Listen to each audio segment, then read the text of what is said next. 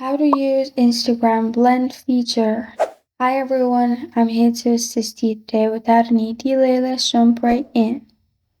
First, open Instagram on your device. You will find blend feature on the chat. Now, click on message icon at the top right corner of your screen. After you click on message icon, you'll find all the chats. Click on the chat where you want to use blend feature. After you click on the chat, at the top you'll find infinity sign like option. Click on infinity sign like option beside call.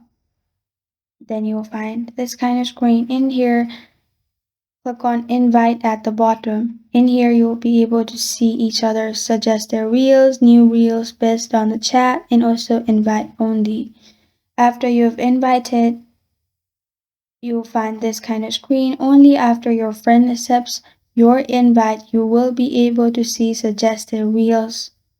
And this is how to use the Instagram blend feature. Thank you for joining me today. If this video helps you out, please leave a like and subscribe for more. Got a question or want to suggest a topic? Comment below. Thank you for watching.